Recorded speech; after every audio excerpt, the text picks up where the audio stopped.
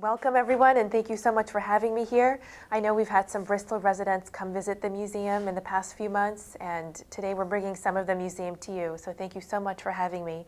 Our presentation is called Whaling on Long Island. I'll be telling you about some of the local history, how whaling started on the island, how it developed, and how it influenced local communities. And I'll tell you about some pressures facing whale populations today.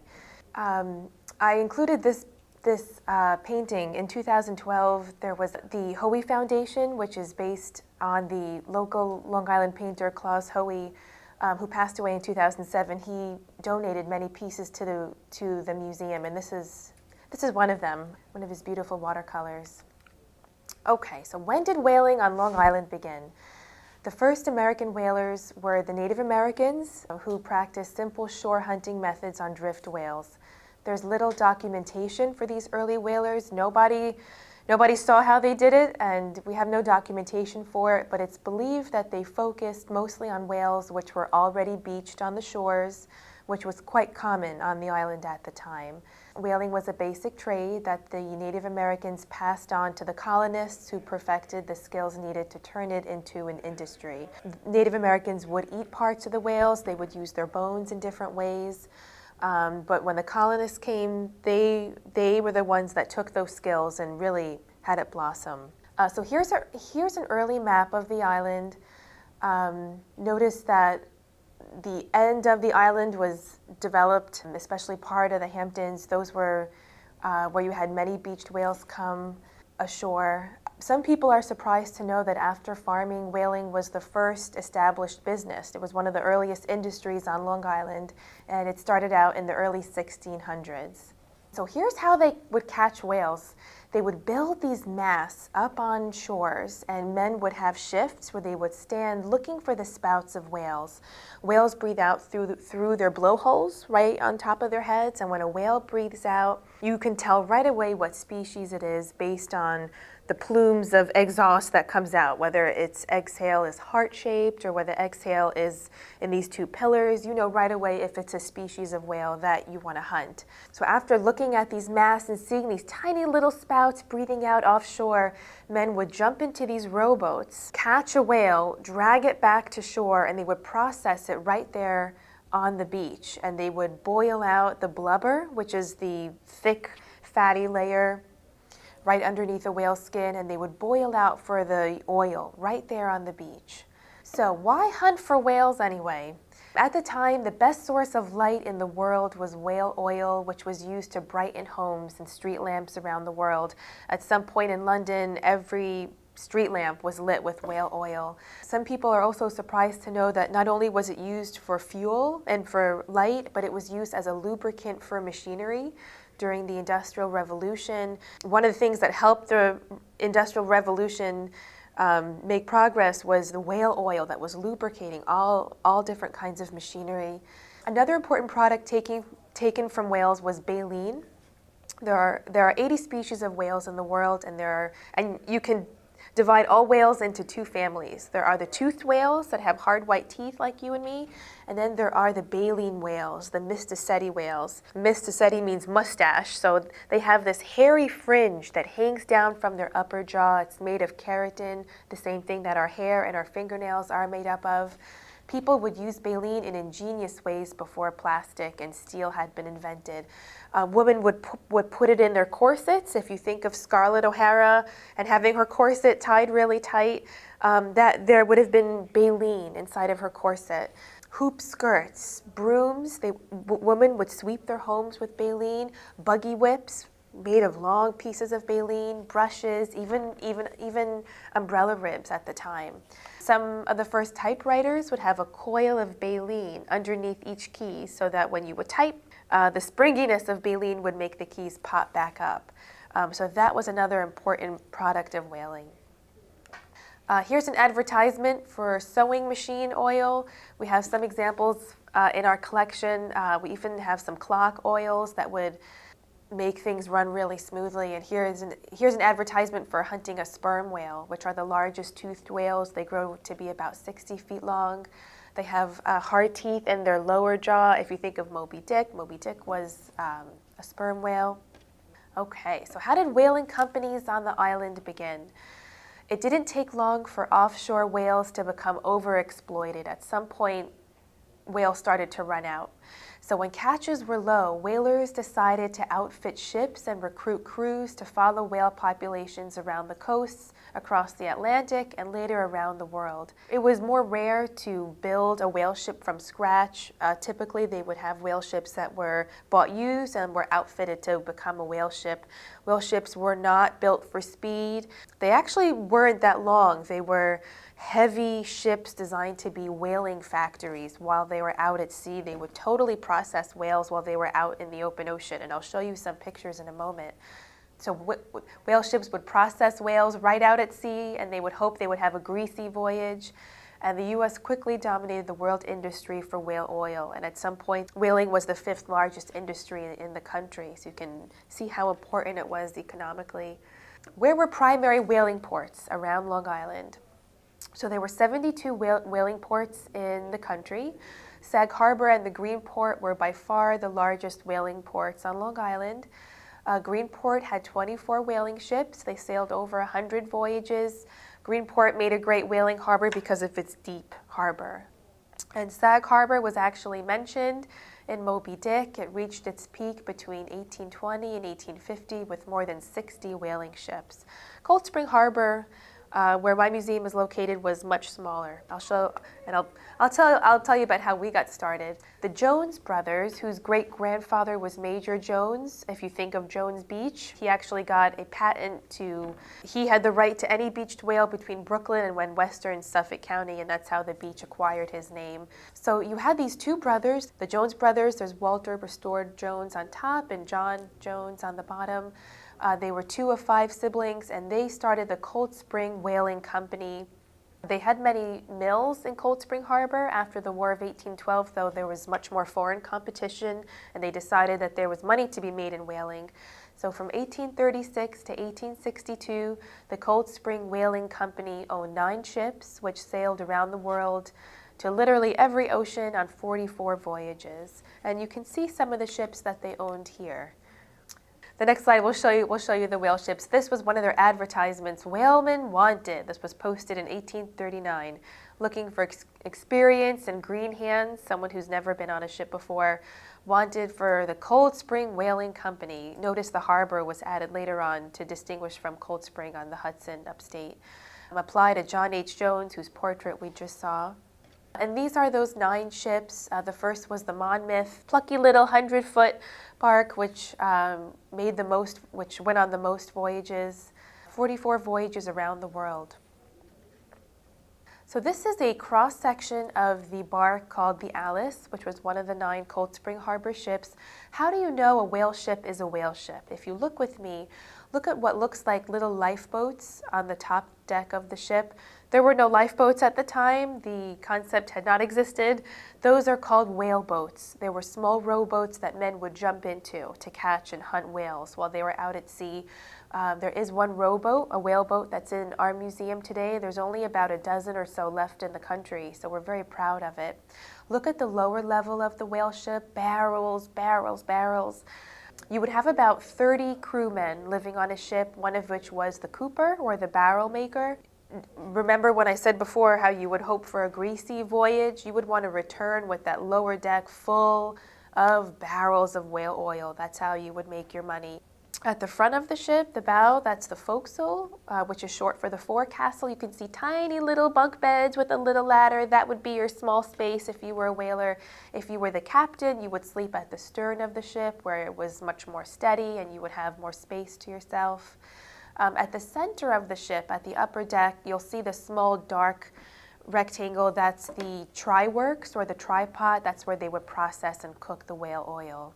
Okay, so here are some major whaling towns. Nantucket started as the pioneer in whaling. The first sperm whale was caught off the coast of Nantucket in 1712, which also changed the face of whaling because sperm whales have spermaceti wax inside their heads, which made the best candles of the time. If you think of lighthouses, those would be lit with whale oil as well.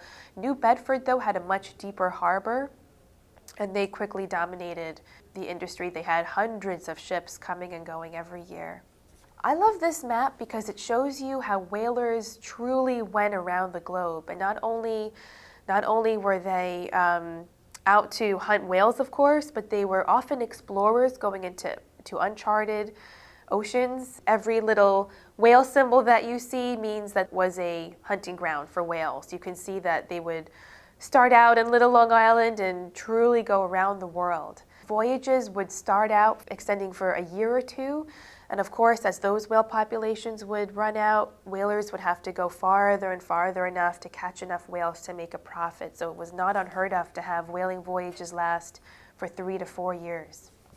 So whaling was America's first integrated industry. If you look at the color tones on some of the gentlemen here, I know it's black and white, so you may not see some subtle browns, but this was America's first integrated industry. It didn't matter what color your skin was, it didn't matter what your name was, or where you were born, or what language you spoke.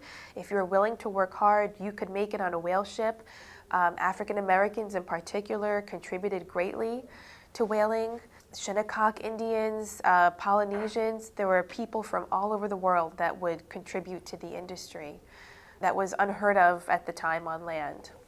So here's how you catch a whale. Just like how it would start out on the shore, where you would have masts right there in the sand looking for whales, men would have 2-hour shifts high on what's called lookout hoops, high on the upper mast. They're looking for the spouts of whales, and when they see a whale, they say, "There she blows," or "blows white water." The captain right away decides how many whale boats to send out after the pod of whales. A group of whales is called a pod. And typically they would send 2 to 3 whale boats out per hunt. So you'll see here there's a whale ship that's being lowered down to the water. The whale ship is hung from 2 posts called davits. It's being lowered onto the ground, lowered into the sea. The men would kick off their shoes. They would be working barefoot. You didn't want to lose your shoes out in the ocean. You'd have to buy another pair from the captain, who would sell that to you at an inflated price. So you didn't want to get your shoes filthy or lost.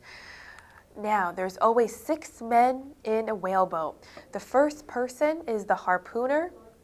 At first you have to catch up to the pod of whales, and there's 3 ways to make your whaleboat move. Here they're using oars. Now I said that there's 6 men in a whaleboat. 5 men would be rowing, and the boat's officer or the boat steerer would be in the back of the boat. So if you have 5 men rowing, at some point you're going to start to go in circles because of the uneven manpower. So each oar is a different length, and it works out that if 5 men are rowing, you would go in a straight line. Once you come close to the whale, the harpooner would stand up and harpoon the whale. Now, a harpoon does not kill the whale. It just attaches the whale to the whale boat by means of a line in the middle. So you can get some idea of what whaling would look like here. Here there's a whale that's mortally wounded. It's called fire in the chimney. When you see a whale breathing out what looks like blood, you know that the end is near. This would be called a Nantucket sleigh ride, where you would have to exhaust a whale. If you have a whale that's 60 or 70 feet long, one harpoon is not going to do it. So they would harpoon a whale. The whale would literally drag this whale boat for hours. And every time it would come up to take a breath, they would pull in a little bit more until the whale would get weaker and weaker and weaker. So they would hunt whales by exhausting them. There's the boat steerer in the back of the whale boat. He's the one that gives out the commands, and he's the one that gives the final lance. A lance is a long, thin blade that they would use to kill the whale. All the way in the back of this picture, you can see black smoke coming out from the whale ship. People often said you can smell a whale ship before you see it, because of the processing whale oil was filthy, smelly, really stinky work. So people would say you can smell one before you see one coming. Processing the whale, you can see that they would peel off the blubber. The men are standing on what looks like a cutting stage. The whale is floating in the water. The water would have been red at this point. They're cutting off long strips of blubber that they would lift onto the whale ship, cut up into small pieces, and cook right there in what looks like a giant cauldron. That's what's called a blanket piece. So they're peeling this giant piece of blubber off of what looks like a sperm whale. And they're going to lift that onto the ship, cook it right there. Roughly, you get about a barrel of oil per foot of whale. And you have to remember, sometimes it's hard to look at these pictures of people butchering whales, but you have to remember whaling at the time was like sport fishing. Today, there was no concept of animal rights. There was no concept of whales as majestic, intelligent, beautiful, graceful creatures. People had the opinion that the sea was forever bountiful. There was no end to it. Whales were meant to be caught. People even saw whales as some kind of sea monster.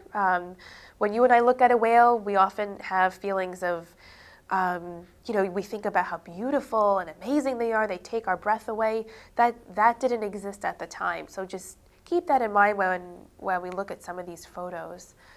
Again, you'll notice processing the whale. On the lower photo, you'll see they would take blubber and cut it into Bible chunks because it opened and closed like a Bible. There's someone lifting a fritter of cooked blubber, and he would actually use that to feed the fire. So the whale, in essence, almost cooked itself. They would use every part of that blubber. Some of the body was actually thrown back into the ocean. They would keep the baleen that we talked about earlier. They would keep some of the bones. They would make beautiful things out of the bones. I'll show you some photos in a moment. But this at this point was all about oil. This was all about energy. You can see how filthy the work was. You could just imagine these whale guts all over the ship. You can't take a shower. Some of the men had one pair of pants. You can imagine this was quite filthy work. Remember how I mentioned the cooper before, or the barrel maker would have been on right there, available to build barrels right as this oil was being processed. I think logbooks are so interesting. This is a picture of a logbook. Logbooks are like diaries. You get the name logbook because originally, to see how fast your vessel was going, you would take a little log and tie a string around it and throw it over the edge of the ship, and you'd see how fast it would move, and you would record that in your journal. So this is where we get the name logbook. Logbooks document whaling journeys to every continent and every ocean in the world. There are stories filled with heroic rescues, shipwrecks, danger, storms, crushing polar ice, narrow escapes. On the one hand, people tend to romanticize whaling. You do have the aspects of bravery and strength, going out and landing these giant whales. We should remember, though, whaling is a tale of poverty for the workers, of disease, of injury. I'll show you a picture of one gentleman who never came back. But the logbooks are really fascinating. I do want to point out that there was a local Long Island captain, Captain Royce. He was the first to discover a species of whale, the bowhead whale. Bowhead whales are amazing. They live to 200 years old. They're one of the longest living animals on Earth. They're very mysterious because they're so hard to study. They live all the way up north, very closely related to right whales. They have these giant upside-down smiles. He was the first one to see them and to hunt them. 50 ships followed his journey next year. So you can see some whale stamps.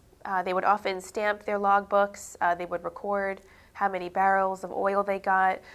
Weather is 90% of these logbooks, but every so often you'll see an entry of, I am so sick of this, I want to be home with my wife. Those are interesting.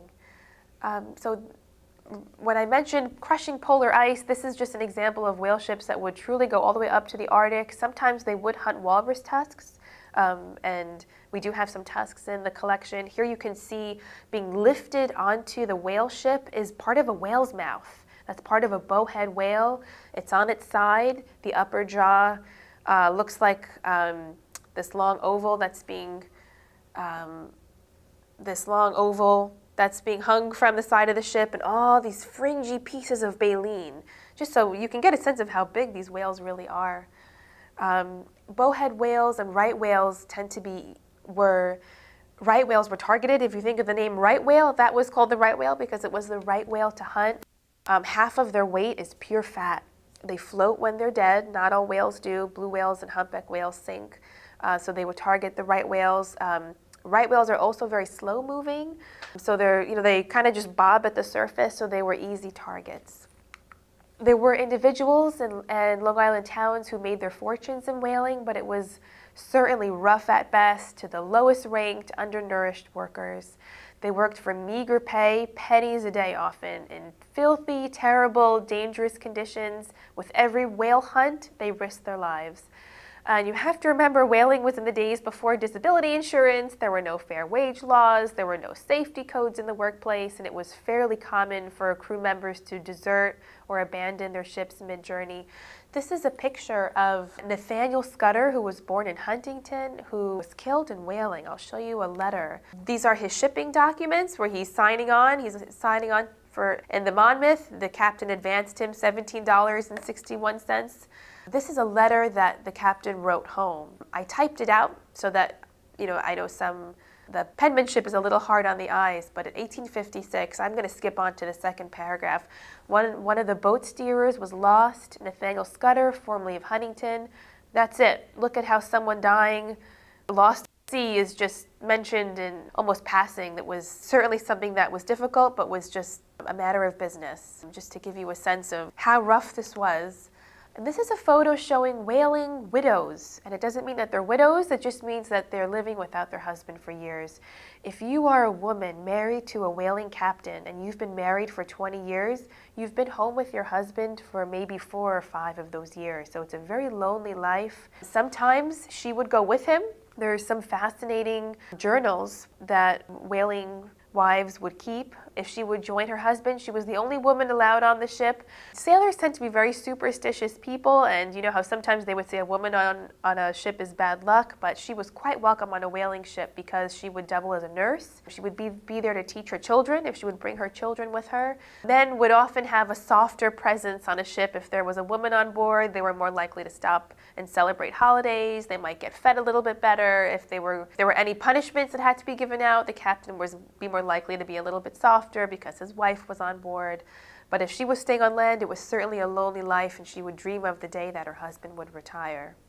So why did whaling decline?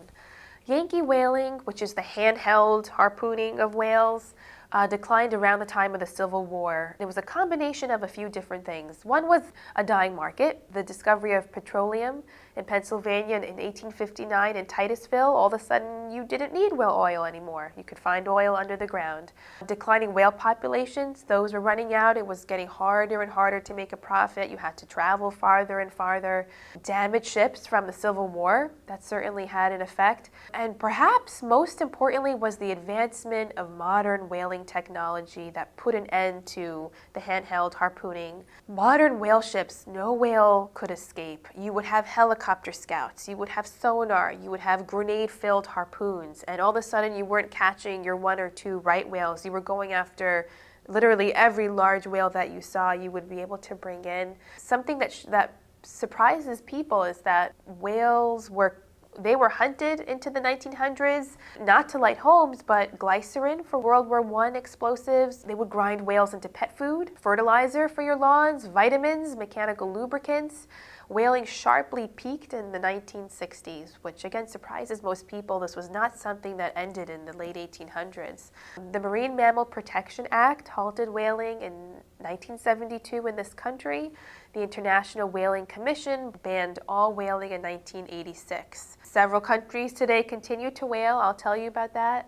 And keep in mind, there is no international law that says you cannot whale today. There's a complex work of treaties and agreements.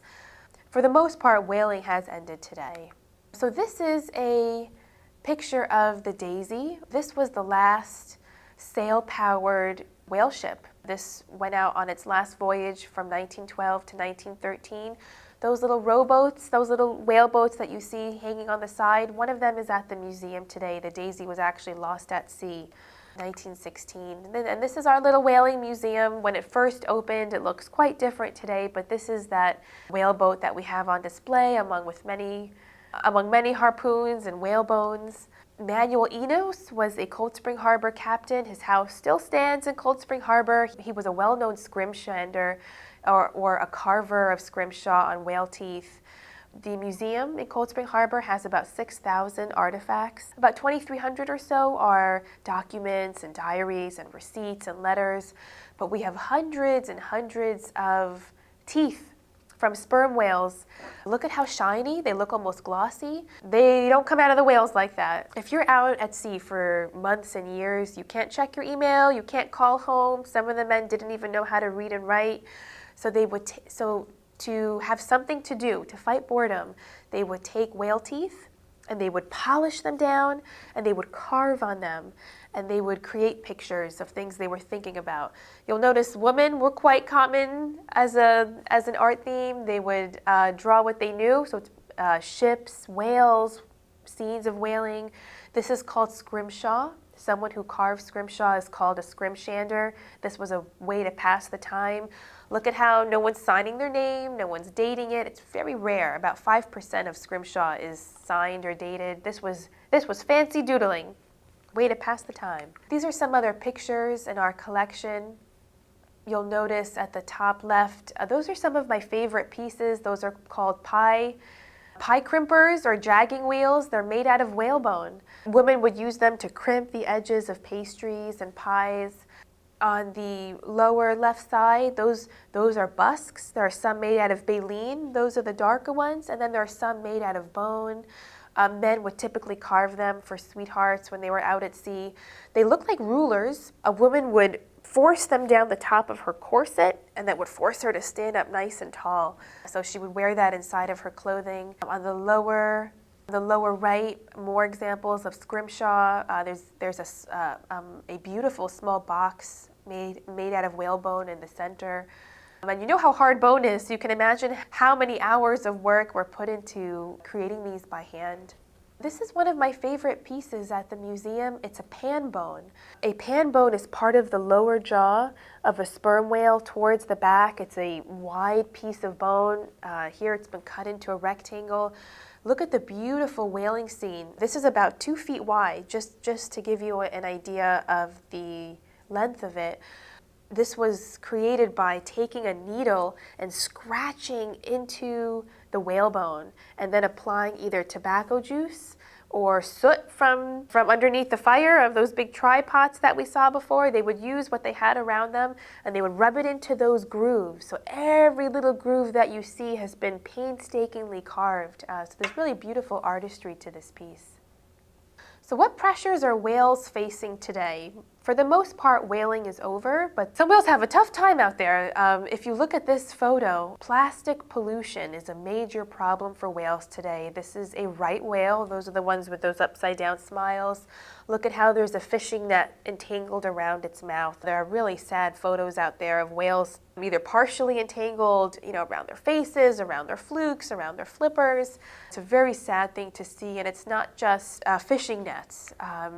This is a recent photo of a sperm whale that was found dead in 2013 in the Netherlands with plastic bags inside of her stomach. It does not just affect whales. Many marine mammals, seals, walruses, sea turtles think that floating plastic bags look like their main source of food, which is jellyfish. It's very upsetting to see things like this. Plastic certainly is important and has its place in the world, but by being very careful about keeping plastic out of the ocean, reusing as much as we can, getting away from those plastic bags, getting away from things that are using once and then throwing it out right away. Again, sometimes you need to, but sometimes when you can reduce that or when you can reuse things, that helps creatures just like whales. This is something that people might find surprising. How long does plastic and other materials stick around when it's in the ocean? Look at how a plastic bottle can last for 450 years. So every time you take a swig of Poland Spring, that bottle is going to be around for about 500 years. So make sure that it gets recycled or think about using a reusable canteen. Look at how glass can last virtually forever. A tin can will be around for 50 years. Fishing line, 600 years floating out in the ocean.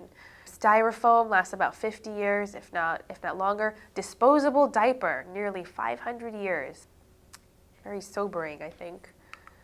Ship strikes are also another major problem. Between 20 and 35% of all whales that are found dead show some kind of trauma, either whether it's a cut or some kind of injury consistent with being struck by a ship.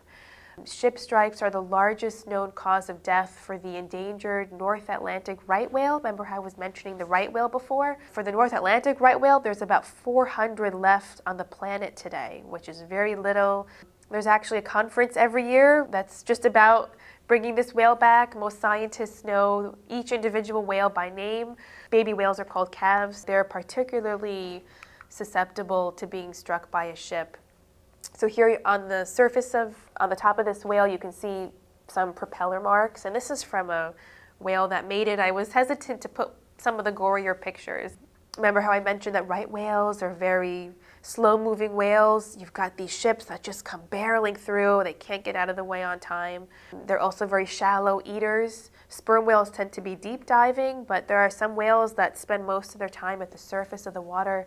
Some solutions have been trying to move shipping lanes away from areas where whales are known to congregate, especially during calving season when whales are having their babies. Some protected areas have been established where ships just got to go around some protected areas. During calving season, ships have to slow down in certain areas. And I think this is so interesting. This was started about 7 years ago in 2008, the Right Whale Listening Network. Here's how it works. And this was created by Cornell was a leader in this, but there were many partners in this project. They have these buoys that have long suspensions of underwater microphones, and they're listening for a right whale. When a right whale says hello, it sounds like and when they hear that signal is sent to a research station where that's analyzed. Is that a whale? Is that some other kind of sound? If that's a whale, they alert ships that are nearby and tell them, slow down, there's a whale right next to you. That has cut mortality of right whales between 80 and 90%. So that has truly saved many whales' lives. It's certainly labor intensive. It's, you've someone sitting there listening to this microphone trying to analyze the sound, but it has been very helpful. Keep in mind that when a whale does get struck, there's no mandatory reporting. There's nothing stopping a ship from just going on its way. So slowing them down, going around the whales is probably one of the only solutions that can be done. These are two other major problems for whales today. Ocean acidification. Every time we go in a car and there's exhaust coming out, that goes into the environment, all that carbon dioxide from fossil fuels. When all that carbon dioxide hits the ocean, it turns into carbolic acid, and that's too much acid in the ocean. And for whales that eat plankton comes from the Greek word wanderer. Plankton is just this umbrella term for any of these small critters that live out in the ocean. Their bodies are made out of calcium. Too much calcium, too much acid, they start to dissolve. So every year the ocean becomes slightly more acidic, which means that crustaceans, any animal that has that calcium skeleton is going to start to have a much softer shell. So that's a real problem. So carpooling, reducing our energy use from fossil fuels, that helps not only the planet, but it certainly helps whales. Noise pollution is also a major problem for whales. Propeller noise, ship traffic, sonar communication. If you're a whale, whales actually have very small eyes for their body size. A blue whale's eye is about as big as an orange. Again, that sounds really big, but if you're the size of 3.5 school buses, your eye is pretty small. The primary method of communication for whales is vocalization. Whales use their ears like we use our eyes. Killer whales will echolocate just like bats to find their way. Mothers will communicate to her babies. Whales are constantly communicating to each other. And when you have all this noise in the ocean, whales will waste so much energy trying to go around it. They get confused. Sometimes you'll have these mass strandings after sonar sound. So keeping the ocean a quieter place certainly helps whales. Here's a photo from some modern day whaling. For the most part, days of whaling are over. There are 3 countries that continue to hunt whales. They claim it's for scientific research. For the most part, these whales are getting eaten. Japan, Norway, and Iceland are the 3 countries that continue to whale. This is a recent photo. You have a tiny Sea Shepherd ship that's trying to come between a Japanese whaling ship and the whaling fleet's fuel tanker. This is a clash happening off the coast of Antarctica. So there are some people working very hard to try to slow down what's going on. For the most part, they're hunting minke whales, which are one of the smaller baleen whales. Like I said before, there's no law that can truly stop a country from doing what it wants to, but they're certainly facing international pressure to curb whaling. There are some subsistence whale hunts that happen in America. The Makah Indians on the West Coast, part of an expression of their culture is hunting gray whales. All the way up north, the Inuit people can continue to do subsistence hunting. So there are some permits in the country for whaling to continue. So today, many whale species are endangered, including the blue whale, the biggest whale on Earth. The North Atlantic right whale, which we mentioned before, it's got between 400 and 500 individuals left, which is very small. That's considered to be on the brink of extinction.